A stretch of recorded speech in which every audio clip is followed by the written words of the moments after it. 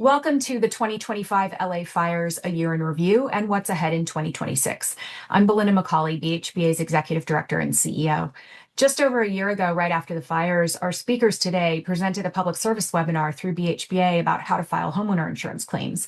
More than 10,000 people watched that webinar, which was scheduled for an hour but ended up going more than 2.5 hours, so that the attorneys could answer a huge volume of audience questions. We received extensive feedback about how helpful that program was, so we invited the speakers back a year later to share more of their time and expertise. So I'm honored to be here today to introduce them. Amanda Riddle is a partner at Corey Lusick, DiGataldi, and Riddle LLP, where she represents clients in complex litigation matters, including business, employment, and mass torts, while also serving as the firm's managing partner. A recognized leader in mass tort disaster litigation, she has held court-appointed leadership roles in major wildfire and explosion cases, helping secure a landmark $13.5 billion settlement in the PG&E bankruptcy and more than $1.5 billion in compensation for more than 6,000 victims. Ms. Riddle also leads the firm's employment law practice and is known for her commitment to public service, including co-founding the San Mateo County Bar Association Legal Clinic Committee to provide legal services to unhoused people. Stacey Monahan Tucker is the founder and principal of Monahan Tucker Law, where she leads the firm's insurance practice, which is focused on complex disability, life, and long-term care matters. After earning her law degree from the University of Chicago Law School, she spent the first decade of her career at Jones Day and Quinn Emanuel in San Francisco, representing insurers in high-stakes litigation involving multi-million-dollar claims. Her background as a management consultant to national insurers and elite insurance litigators provides her with deep insight into the most complex insurance disputes affecting executives, professionals, and business owners. Stacey also chairs BHBA's insurance law section. John Torbett is a trial lawyer at Kramer Law, whose practice focuses on complex business, real property, and insurance litigation, including bad faith, landlord-tenant, partnership and governance disputes, entertainment, and securities matters. An experienced trial advocate, he's tried multiple jury and bench trials and FINRA arbitrations, securing seven-figure judgments, numerous six-figure settlements, and a $5.6 million inverse condemnation verdict against the city of LA. Mr. Torbett brings industry-specific insight from representing clients across film and television, real estate, finance, hospitality, and digital commerce, as well as from his early career work in the entertainment industry following his education at Vanderbilt University and SMU Dedman School of Law. And now let's get started. Hi, I was here a year ago talking with all of you about what your options are in the face of a massive disaster like losing your home in a wildfire, especially when thousands upon thousands of other people are dealing with it as well. We delved last year into the weeds quite a bit on what the current state of the law and regulations were governing these issues. I'm going to do a quick review of those since I realize not all of you were with us a year ago and also are living our lives and not dealing with insurance regulations every day. So just to start with, as a quick reminder, the California Department of Insurance has issued a variety of regulations that largely went into effect in 2024 and the beginning of 2025, just before the wildfires. One of the things we've seen is that insurance companies, partly because these are new and partly because insurance claims adjusters are all over the country, often abruptly assigned to these California wildfires, they don't necessarily have a background in knowing the law in California and the regulations they have to follow. So as a reminder to you, and you can remind your claims adjusters if these remain issues, your insurer, if you lost your home, was required to advance 4 months of additional living expenses immediately upon the loss of your home. Hopefully that's a non-issue, as this is well in the past, but be aware of that. If you are still struggling with living expenses and they did not do an advance, that is something you can push on. They had to offer an immediate payment of at least 30% of the value of your coverage A. Coverage A is the home replacement, up to $250,000 for your personal property, which is usually listed as coverage C. They don't have to exceed the value of your personal property, but they do have to go up to $250,000 if you have that much coverage. If you are making a claim and you're fighting with the insurance company about how it's set up, you don't have to use their forms. You just have to provide them the information in any format that's easiest for you. You can bulk list items. You don't have to itemize everything. If your insurer is pushing back on this and causing a lot of delay and frustration, you can remind them of that. That is Insurance Code Section 206A23, if that's helpful. Even if your property was unharmed, your insurer was required to pay living expenses while you were restricted from accessing your property. As you know, many people were unable to access their homes, even if they weren't destroyed in the wildfires, because the entire neighborhood was closed off. If that remains an issue for you, you can continue to push back on that. Also, your insurer has to provide you a copy of the policy, the entire policy, not just the declarations page. They have to provide you all documents in your file upon request. They don't seem to know that most of the time. So if you want to know everything that's happening in your claim, you can demand a copy of all claims-related documents under Insurance Code Section 2071. That can let you see the information they're working with and their internal notes about what's happening. They have to respond to questions, letters, calls, and emails within 15 days of receiving them. They are supposed to accept or reject a claim in full within 40 days of receiving proof of the claim.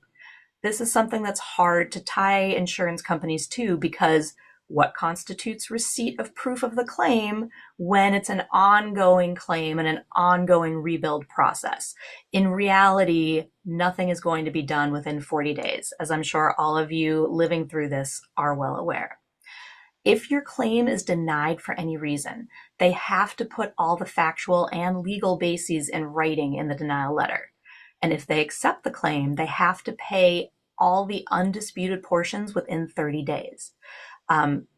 As I noted, the regulations provide a pretty easy way around these timeframes, though, because they can ask for more time if they need to dig into something more. They just have to note that they're taking that extra time in writing. As you've seen, claims adjusters are overwhelmed during disasters. They have hundreds upon hundreds of files assigned to them. Everybody wants immediate assistance, which is understandable. Insurance, because of that, the insureds often didn't have a point of contact that they could rely on. And the California Department of Insurance requires somebody who's been assigned to 3 or more different claims adjusters in a 6-month period.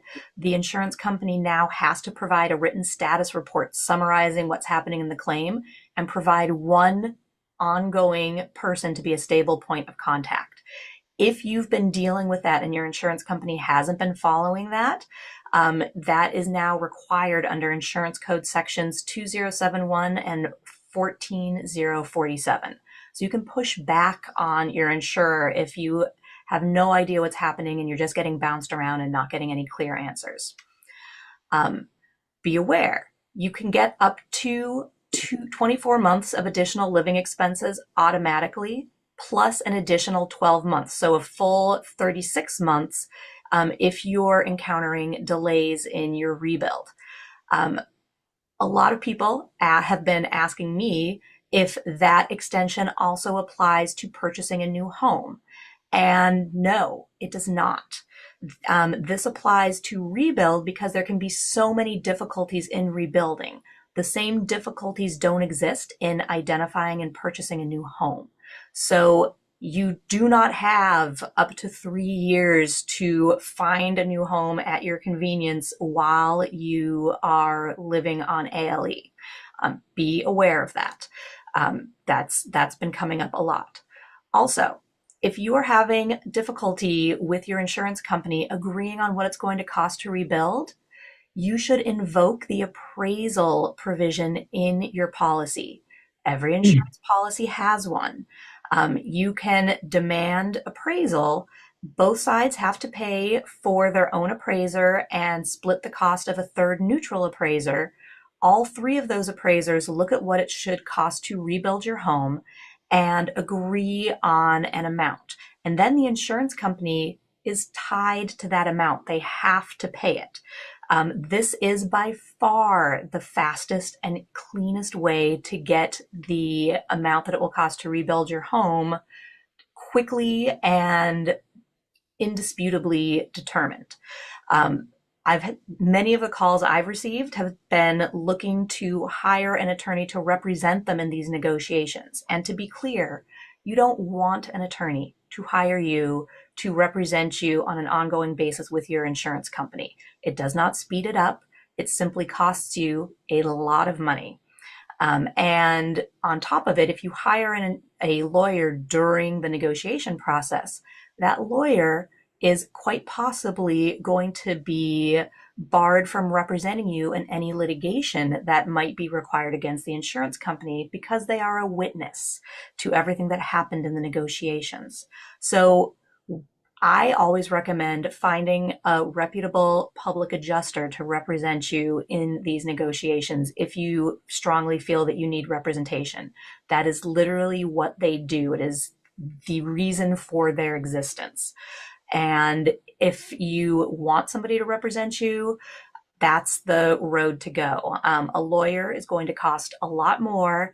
And in the long run, you anticipate that the lawyer that you hire will be able to help you in any litigation. But in fact, that's not how this works. Also, one more thing about appraisal.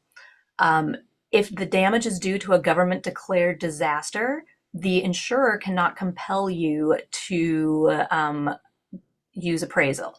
I believe you can still require it, however. And not every wild victim, as I mentioned, wants to rebuild. You can do anything you want in terms of purchasing a new property, and all of your coverages can be put towards that. That includes extended replacement coverage, separate structure coverage, and building code upgrade coverage. All of it can get bundled into the purchase of a new home. However, you're not going to be able to access those coverages until you show that you are under contract for a new home. So there's a certain amount of a chicken and egg issue that I've had insureds call me about. How do I purchase this if I don't have the funds until after I purchase? It's a good question. Usually you need to go into the mortgage yourself, get all of that set up, and then once you have a contract that you can show the insurance company, you're entitled to the funds. I understand that this is frustrating, but there's no way around it. And as previously noted, the time extensions that apply for rebuilding when you run into delays do not necessarily apply to the purchase of a new home. So keep that in mind. And hopefully nobody has had their insurance canceled because of the wildfires. The insurance companies are not allowed to do that. They have to offer to renew for at least 24 months after the fire. So you should have coverage at least, you had it through 2025. Hopefully you should have it through 2026 as well. After that, however, it is possible for them to decline to renew. So please be aware of all of that. And what we've been seeing in 2025 and into the beginning of 2026 are an enormous number of smoke and ash claims that people have been struggling with obtaining coverage on, especially with the FAIR plan. Many people are covered by the FAIR plan, including in the Palisades and Eaton areas. And the FAIR plan has taken repeatedly a hard line against providing any sort of coverage for smoke and ash, insisting that it can be simply cleaned up and there's no issues. There was a case that came out in February 2025. It's called, if I'm pronouncing this right, Garibian versus Wawanesa. And in that case, the insured sued their insurance company because they were not damaged at all in the fire, but they had fire debris throughout their property and wanted the insurance company to pay to clean that up. It went to the appellate court in California, and the appellate court held that direct physical loss requires actual damage, and needing to clean up debris does not constitute damage. And so the court found in favor of the insurance company on that. And the FAIR Plan has been pushing on that, claiming that if it can be cleaned up, that they don't need to cover it. However, a number of sources have disagreed on that, including the California Department of Insurance, who is currently pursuing FAIR Plan directly about this refusal to pay for smoke and ash. Because, as those of you living with it know, smoke and ash isn't a simple matter of taking a washcloth and cleaning out your house. It completely can destroy the interior and livability of your home. And that is very different than having to pick up burnt branches in the back of your yard. And so the California Department of Insurance has been focusing on this.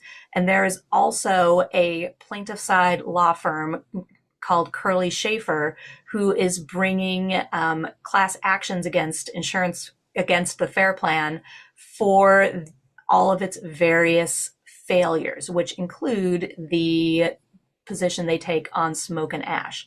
My understanding, and I am not involved in this litigation in any way, but just to be clear, my understanding is they are looking at the FAIR Plan's attempts to limit coverage, to fail to meet state requirements, and to refuse laboratory testing and the typical approaches required in remediating smoke and ash damage. I don't know where that stands right now, but I do know that it's been filed, and I would encourage somebody who is dealing with this themselves with FAIR Plan to reach out to Curly Schaefer and find out what they're doing and how you can be involved.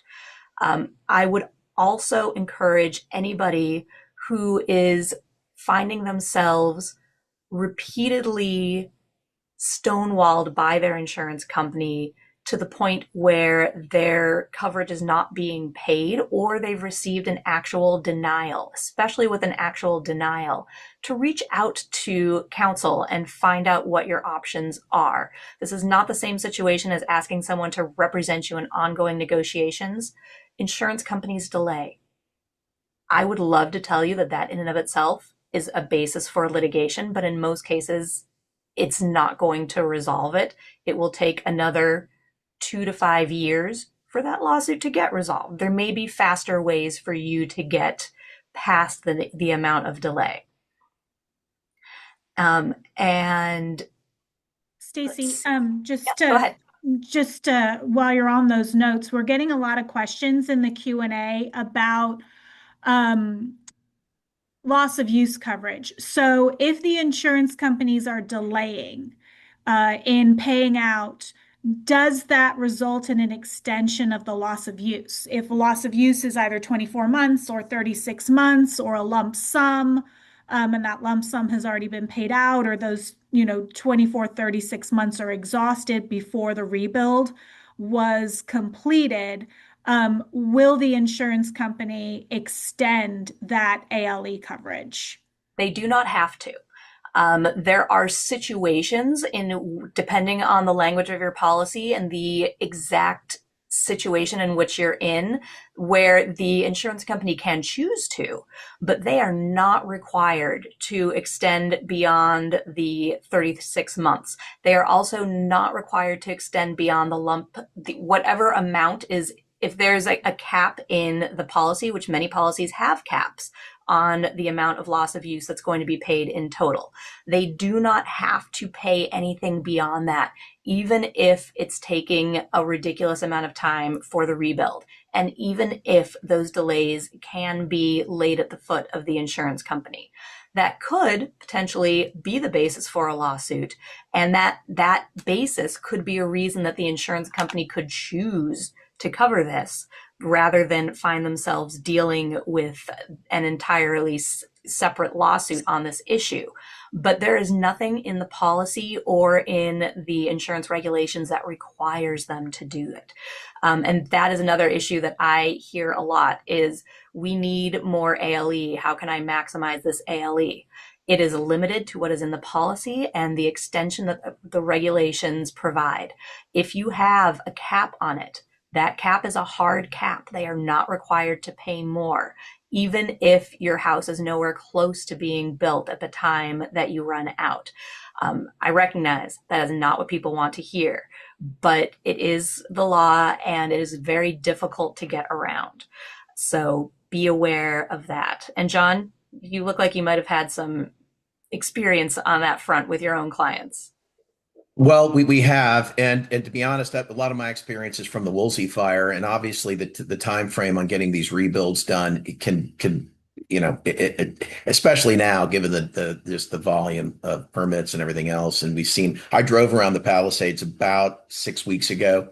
I counted. I saw 9 houses being framed in the main part, kind of where the alphabet streets around the village, just in that area, and thousands of lots just sitting there fallow. But that's unfortunately going to be an issue. And if there's no viable third party for litigation, I mean, typically that's what you do is you sue the responsible party to try to make up the delta between your insurance coverage and what your actual losses are. And unfortunately, in the Palisades, and I'll get to that when it's my turn, just the brief discussion of the litigation going on there. That there, whatever that'll be, we'll see how that's resolved fairly shortly. But unfortunately, the insurance, they're obligated to pay out what the contract amount is on the policy. And if you've got losses that exceed that, that's really brutal, but that's just the way it is if there's no viable third party for litigation. And I'm going to wrap this up because I realize we have a lot to cover. But the other area that I've been receiving a lot of inquiries about is underinsurance. Most people, now that they are dealing with this, realize that they are underinsured and they are very frustrated. They want to blame the insurance company for this, which I completely understand. The courts have been clear. There are very limited situations in which an insurance company can be held responsible for your underinsurance. Most insurance companies on an annual basis provide the summary of your coverage and their estimate of what it would cost to rebuild and say, if you have any questions, contact us. If you received an estimate of what it would cost to rebuild your house broken down into various categories and you did not respond, even if you didn't notice it, if it was buried in a 40-page dump of documents that they give you each year, unfortunately, the courts hold that that's sufficient. The situations in which you can push back on underinsurance are when you contacted and can demonstrate that you contacted your insurer and you asked, do I have enough insurance? I'm worried about this. And they come back to you and they say, yes, you have enough to rebuild. Don't worry about it. If your agent or the insurance company had that exchange with you, especially if it's in writing, that is a situation in which you could potentially have the basis to push back on your underinsurance. Short of that, it is extremely difficult to make the argument that you were underinsured and it is the fault of the insurance company. The law is clear that we choose our own insurance amount. And while we all know in reality it doesn't work that way, that they provide you a number and you accept it, and that's pretty much it, the law was put into place on this a long time ago when you had the option of complete guaranteed coverage. And at that point, the court said, well, if you have the option of guaranteed coverage and you're choosing not to accept that, then you've chosen your coverage and that's on you. Since then, guaranteed coverage has disappeared. There's nothing we can do about that. Courts have decided to continue to rely on the argument that you choose your own coverage. If you contacted your insurer or your agent and asked for more coverage and you were denied, or you asked for more coverage and they told you had enough, those are the situations in which you may have an argument. Short of that, I've received dozens of inquiries about this. Short of that, there's really not much you can do. And with that, I'm going to turn it over to the people who have been dealing with the third-party lawsuits in this, trying to find out who's responsible for the fires and what they can be expected to receive from them. John, Amanda, do you want me to? yeah, do you want to talk, do you have any specific insurance bad faith issues you want to add to Stacy before we move on to third party liability? Because I know that's also your area. I think Stacy covered pretty much everything. If there are questions that people have, I am dealing with specific cases, which Mhm. obviously may or may not have any application to anybody out there now. But obviously, there are issues dealing with mortgage payments, and there's been a stay on whatever the term is. There's a Moratorium. moratorium, yeah, on those payments, which is about to end. But I've got a case where a guy had lender placed insurance on a on a mortgage, and they claimed that they canceled it right before the fire, and we're in the process of dealing with that. Um, I had a guy call me who didn't understand that there was the need to get fair plan when he purchased what was ultimately a supplemental policy for fire insurance on his house, but he had lost his previous policy a couple of years ago, and it wasn't clear, he didn't understand at least, that he was supposed to obtain the fair plan as the base insurance policy. Um, and he had been then paying for a supplemental policy through his broker, and that should never have been consummated, that transaction, without the base fair plan. So he called up his insurance carrier, and they said, you don't have coverage for his $5 million house. That's an issue with his broker and the communications there. So at any rate, and then the smoke and ash case is obviously that's ridiculous. What Stacy said is true, and I know this from the Woolsey fire as well.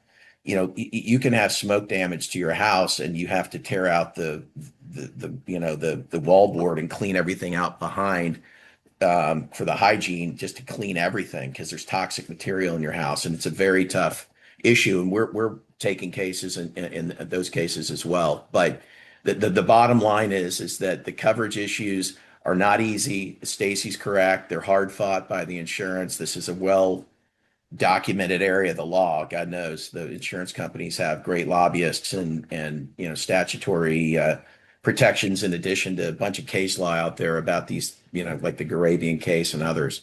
So you do need to talk to a lawyer, and I agree with you. I think it's counterproductive to get a lawyer when you're still dealing with the claim, if it hasn't been finally denied or granted, because that can end up taking longer, having the lawyer be involved. You need to get the lawyer once there's been a final determination on your claim, and then we can see if there's a basis for a lawsuit. Just one other thing too, the status of litigation in the Palisades fire, people may have heard there was the indictment by the U.S. attorney against the Uber driver, who they said it was arson. I don't know if it was negligence or intentional, but either way, he set off the fireworks apparently on New Year's Eve. And I have another guy that wanted me to take a case. He had pictures from Palisades Highlands that he took on New Year's Eve, where the fire was and the smoke. And he literally stood in the exact same position on the morning of January 7th, and you could see the smoke. I mean, the same palm frond and framed exactly the same. That's where it started, and that's the allegation that's in the indictment, which is clearly, obviously, this doesn't mean anything's been adjudicated. They're allegations, but the allegations in the indictment, I think, do, as best I can tell, based on the evidence that's out in the public domain, they allege correctly what happened in Palisades, which is there was the fire on New Year's Eve. They came and put it out. I believe that was the LA City Fire Department, but it was still smoldering. And the hotspot theory is a real theory. I mean, they were talking about that a year ago, even in the press.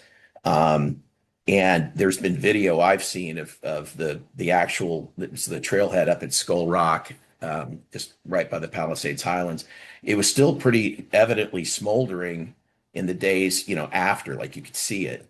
After the fire. And then the idea that the allegation is that the wind, the dry wind, and the conditions were so bad on the 7th that it caused the fire to reignite in that same spot.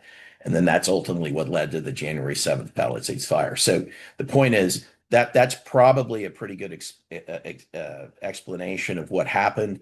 Obviously, the Uber driver is not a viable third party for $25 billion of damage, whatever it may be. The right now there were a bunch of lawsuits filed. I don't believe they've been consolidated yet.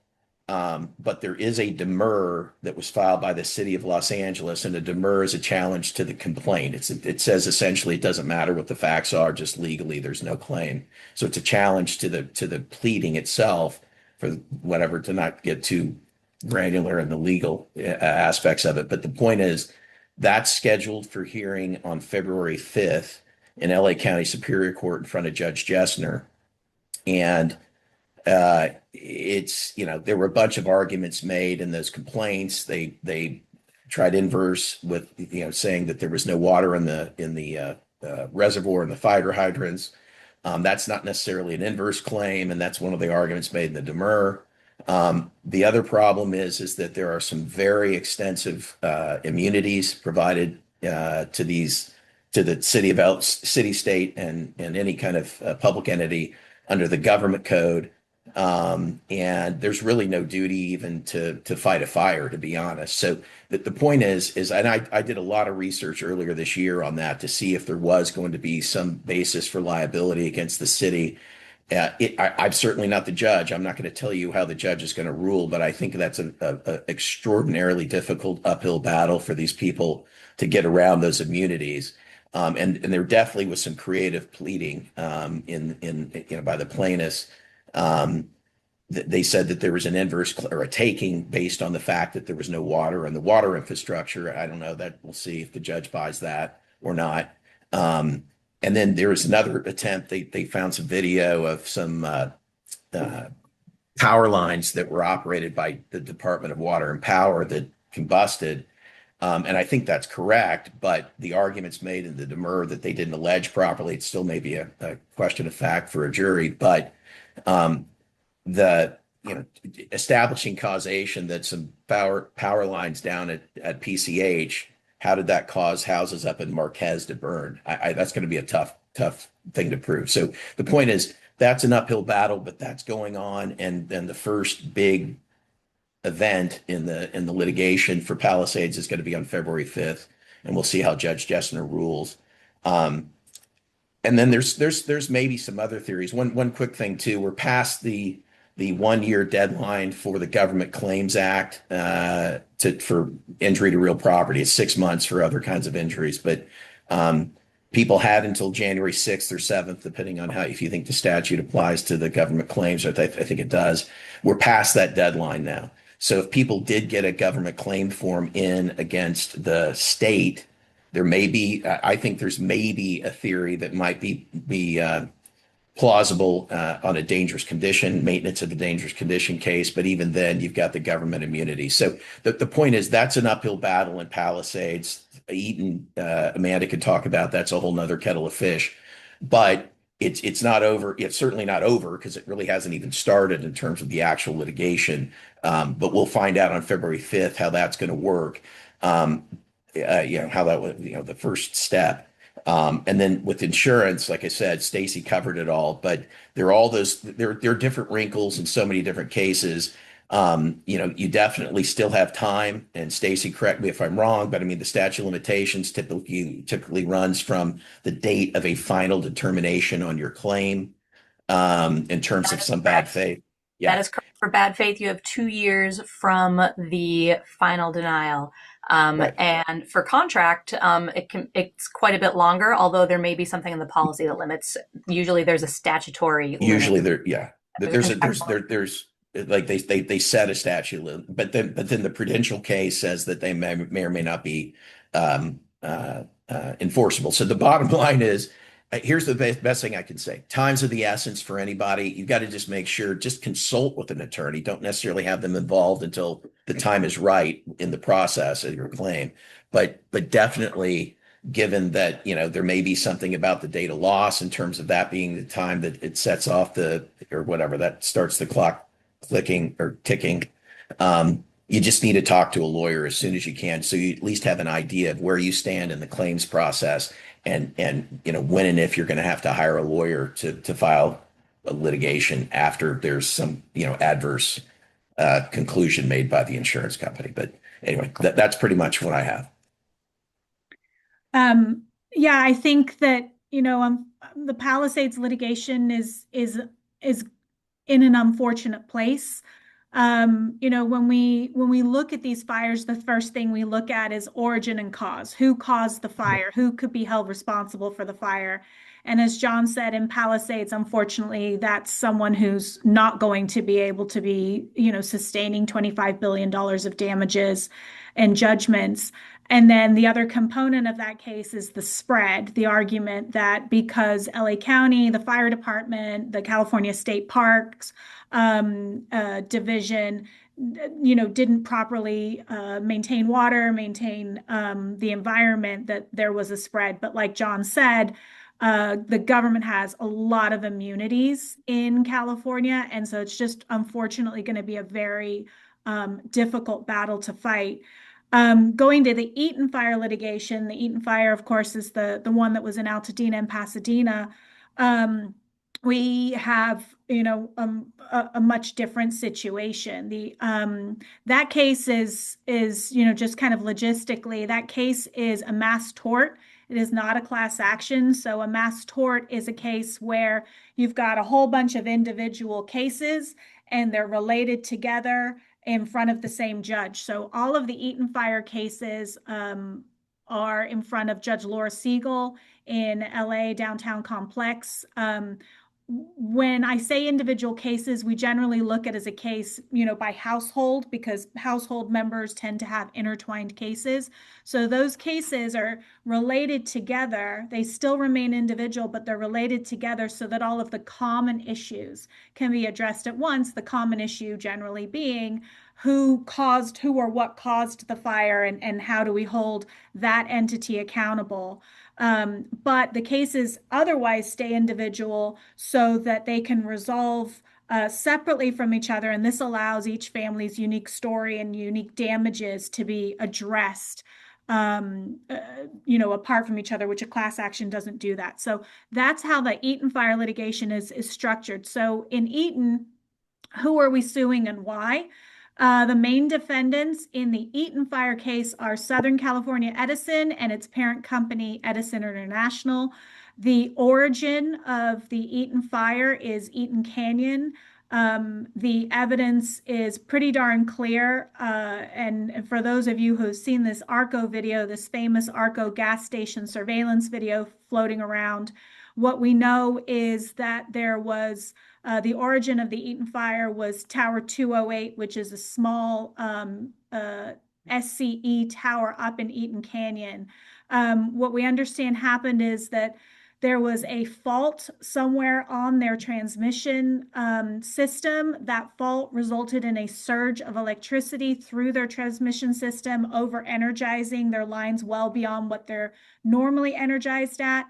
And that Tower 208, which had actually been de-energized since 1971, but sat in disrepair because Edison had not been maintaining it.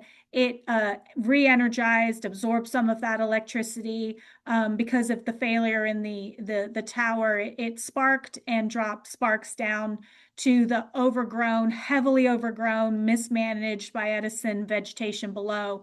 And that's what we know sparked the Eaton fire. So that is the main focus of the Eaton litigation. In the last, I think, 10 months now, it's been a year, but the litigation probably kind of got going within a month, 2 months after that.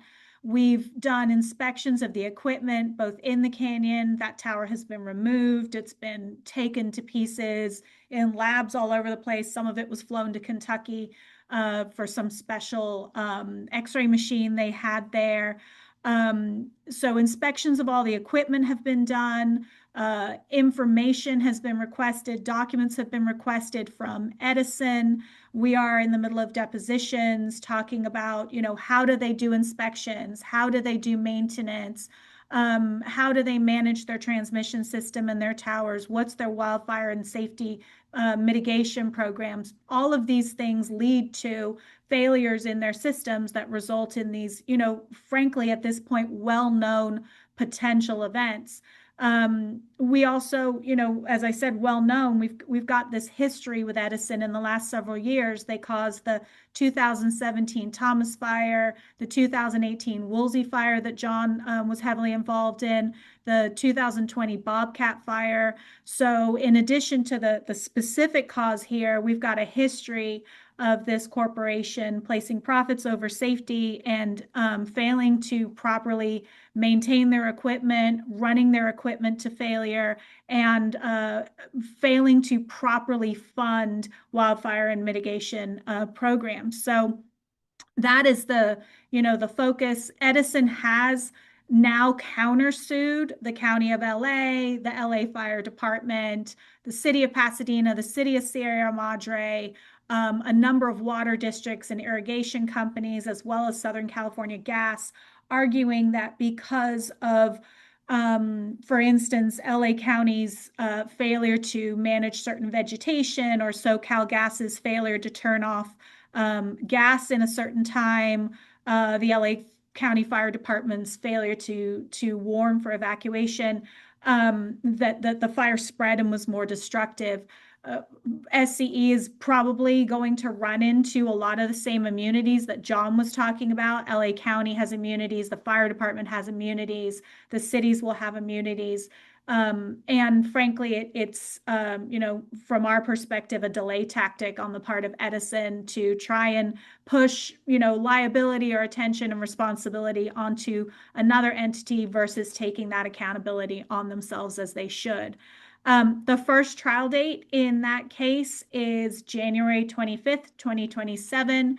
That's going to be what we call a bellwether trial, which is a trial where in Eaton, there's going to be about 30,000 plaintiffs. So obviously all 30,000 can't go to trial at the same time. So what we do in these mass tort cases is we select representative households who lost their home, households whose home were damaged, households who had smoke and ash, households maybe where there's a personal injury, someone was home, someone was not, representative of the larger kind of docket of cases, take those to trial, see what a jury would do, and work on, use that as a baseline and instruction on what other case values will be. So the first bellwether trial is January 25th, 2027. So that's only a year away, but in our world, a year is not very long when you've got so much work to do.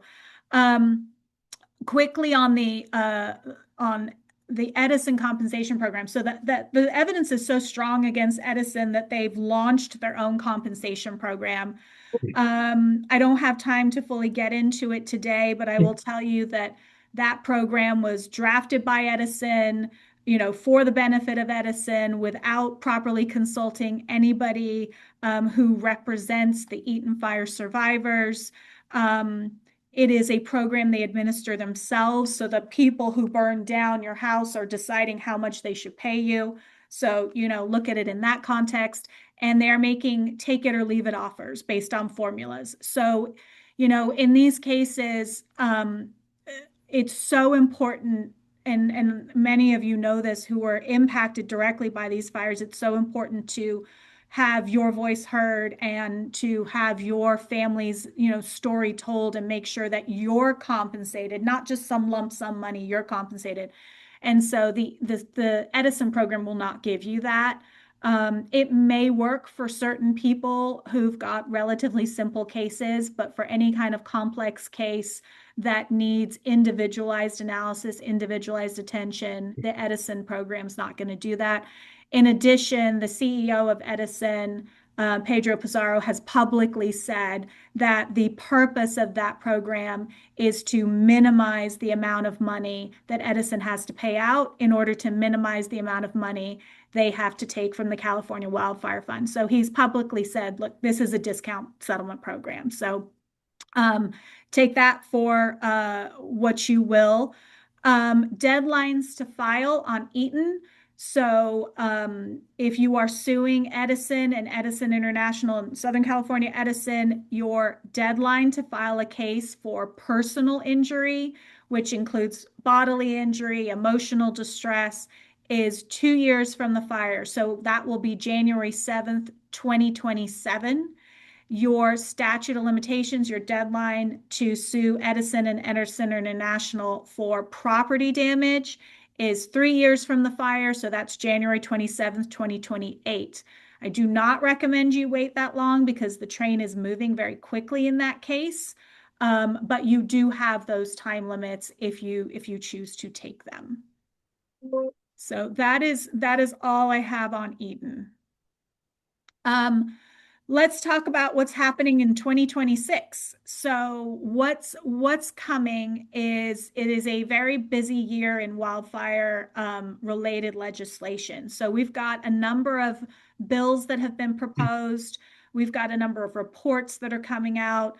From everyone I've talked to, the focus, this large focus is really on, how do we mitigate fire? How do we, prevent the risk of fire, not only with regard to the utilities, but also with regard to our environment, with climate change, with the built environment, making sure that we're building in a way that, minimizes fire risk.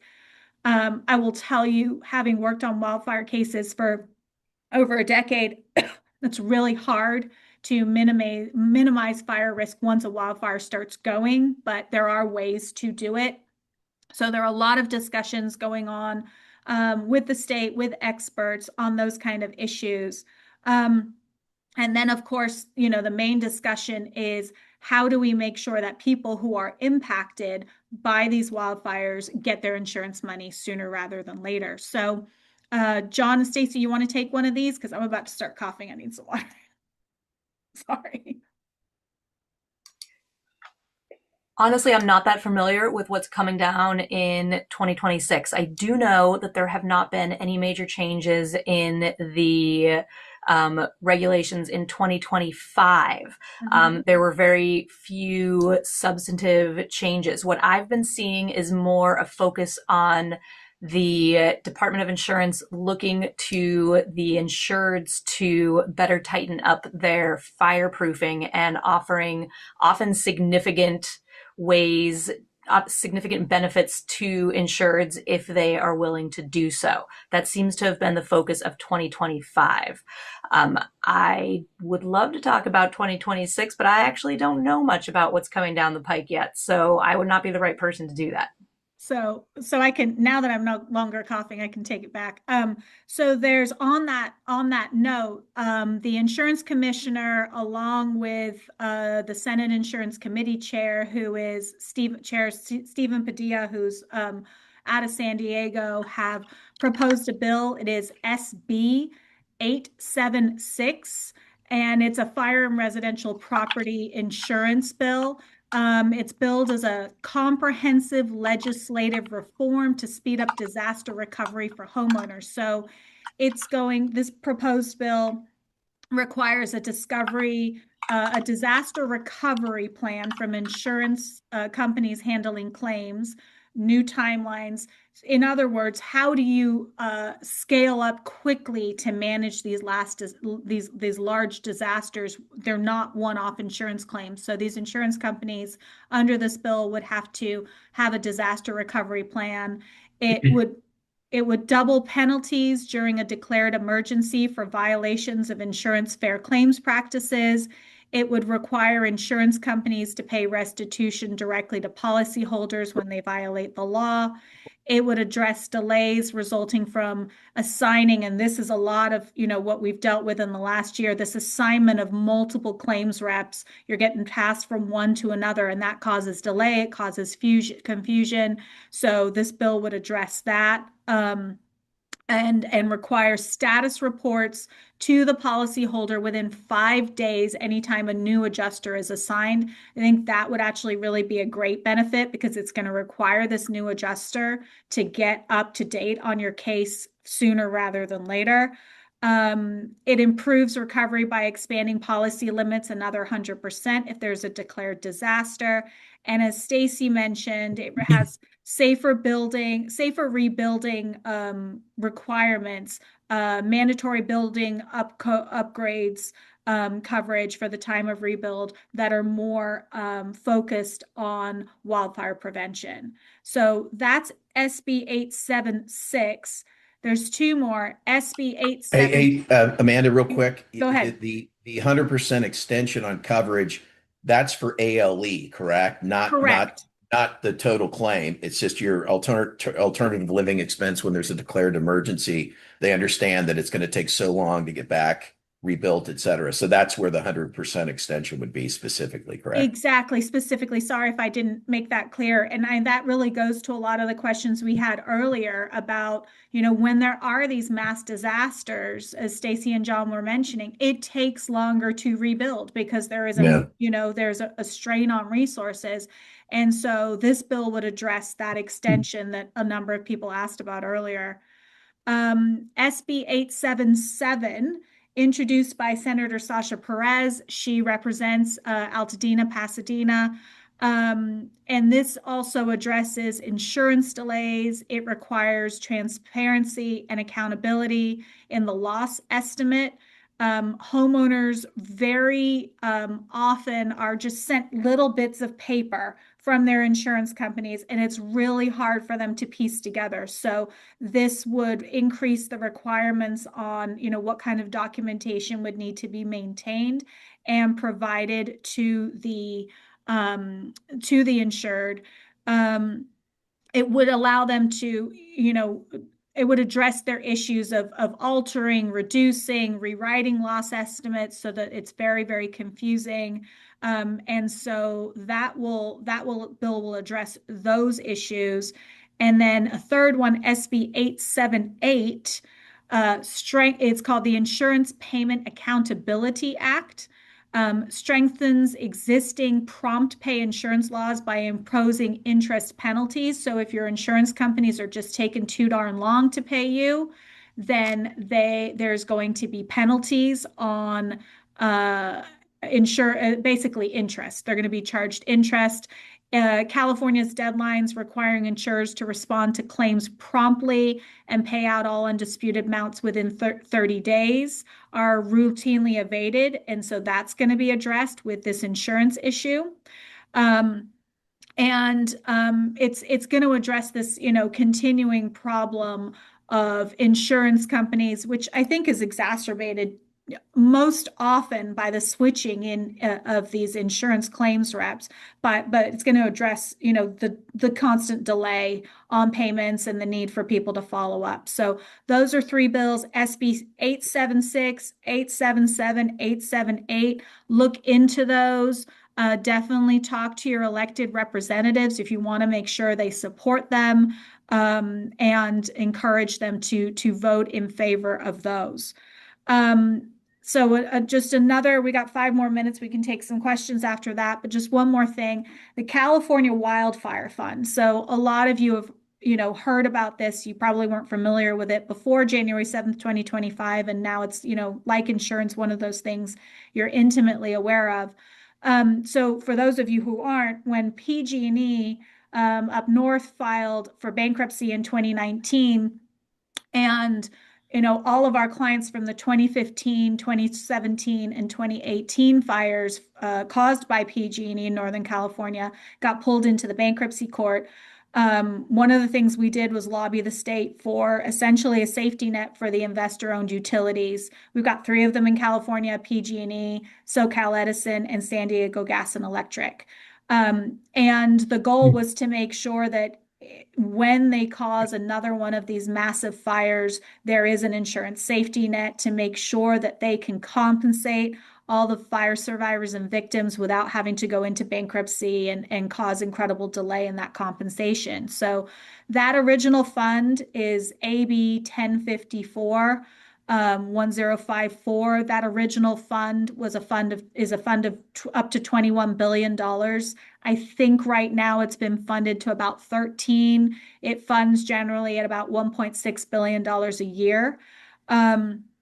And so that original fund happened. That fund is what Southern California Edison is going to be tapping into to make sure that it can cover all of the damages that it's going to need to pay out to Eaton fire survivors.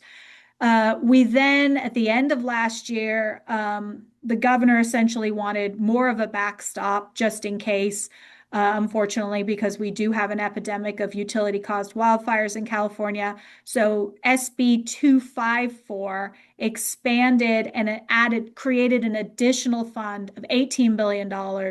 That is only available for investor-owned utilities who cause fires after that bill is in place. So it's not going to help Eaton fire survivors or Palisade fire survivors, but it is for future fires. And then we've got on the proposed legislation right now, AB 1554. So they're all ending in 54. Proposed legislation to implement more regulations to carry out wildfire mitigation and recovery. So under AB 1054, the investor-owned utilities have to create a wildfire safety plan every 3 years, and the California Earthquake Authority, which is actually the government entity that manages the California Wildfire Fund, they have to put out a report. The report's coming out in April 2026. It's going to have, a number of issues addressed, essentially relating to, a broader movement on control of the environment and landscape and utilities to mitigate wildfires. Because of course we can mitigate the cause, but we also need to mitigate the destructiveness and the spread. And that's hugely going to be addressed by managing the environment, managing the built environment and the landscape and the wildlands. So that report's coming out in April 2026. And AB 1554 is a proposed legislation. It's pretty vague, and it basically says, whatever's in that report that we think looks like it's beneficial and it's going to work, we want to put out some legislation to require enforcement of those proposals and those suggestions. So that's coming down too. So that's what's going on in 2026. Like I said, there's really a large movement right now towards how do we mitigate the cause of fire and the spread of fire across the state. It's our utilities. We do have an investor-owned utility problem in California, but they generally only cause about 10% of wildfires. They're generally their ignition they generally are only responsible for about 10% of the ignition of wildfires. Most wildfires are man-made. We did have a bunch of lightning strike wildfires, in like 2020, 2021 up in Northern California, but generally they are, human caused, either by accidents or arson or by our investor-owned utilities. But what makes them so destructive is, unfortunately, we've got huge amounts of overgrowth due to climate change. What happens in the winter is we have these excessive storms and they cause vegetation to grow very rapidly. And then we have spring comes and summer comes and everything dries out and we've got a lot of fuel. And obviously there's urban expansion into more rural areas. So it is a multifaceted issue. My practice area is holding utilities accountable, but there is a huge movement to mitigate the spread of these fires in the first place. And that's obviously a very important thing for our representatives to support. So that's what's on the horizon. Do we have time, Belinda, for questions? We just hit 11:01. Absolutely. Hey, Amanda, You all one have question time to answer. Oh, sorry, John. Go ahead. I was going to say, somebody was asking if any of those bills are going to be retroactive to apply to the Palisades fire, and I don't believe they are. I don't know, but I saw that question. I don't know. I doubt they are. Under the law, as I don't think you can John do and that. Stacy knows, under the law, it's very, very rare that new legislation is retroactive. And if to make a legislation retroactive, it has to specifically state that it is. And I didn't see that proposal was in any of those bills. If you all have time to answer questions, we will stay on until your hard stops kick in. So I have a very small amount of time. I accidentally left my calendar open after this and somebody booked an 11 a.m. call. I just told them I'm going to be a few minutes late. So if there are any questions I can specifically answer right now, I would be the best person to ask, please ask now and I will answer. And then I've got to go in about 5 minutes. I've got to go in about 5 minutes as well, but yeah, Stacy, go ahead.